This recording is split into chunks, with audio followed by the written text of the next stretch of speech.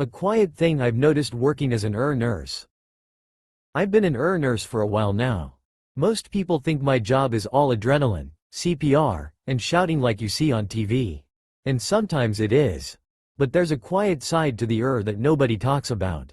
And I need to get it off my chest tonight because I just got home from a brutal 12-hour shift. I'm sitting in the dark in my living room, and my brain just won't turn off. There's this moment that happens sometimes in the ER. When someone comes in critical, and we realize we have to intubate them, put them on a ventilator to breathe for them, or rush them into emergency surgery, there is a very brief moment where they realize they're going to sleep, and they might not wake up. You'd think people in that moment would say movie lines. You'd think they'd have these grand, philosophical revelations about the universe or their legacy. They don't. Panic makes people latch onto the most aggressively normal, mundane things. A while ago, a guy in his 50s, actively having a massive widowmaker heart attack, grabbed my scrubbed top as we were prepping him. He pulled me close, eyes wide with absolute terror, and whispered, "Asterisk, please tell my wife the water bill is on the kitchen counter. Don't let her pay the late fee."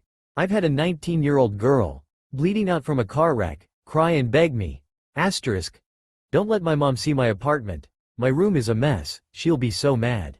I had an elderly man look at me with tears in his eyes right before the meds kicked in and say, "Asterisk, my dog is in the backyard.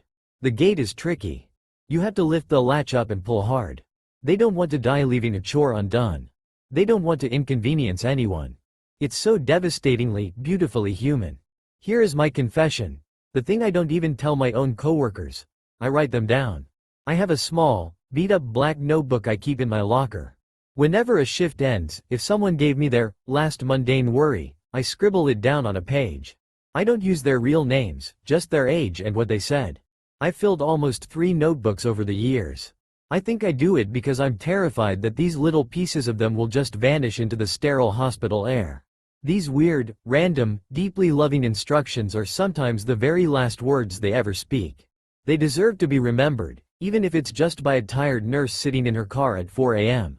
I don't really know why I'm sharing this here tonight. I guess I just want you guys to know that if you ever find yourself on my gurney, your secrets, your messy rooms, and your tricky back gates are safe with me. I'm going to try to sleep now. Hug your people tomorrow. And if there's one thing working in the has taught me, it's that the smallest pieces of information can matter more than we ever realize.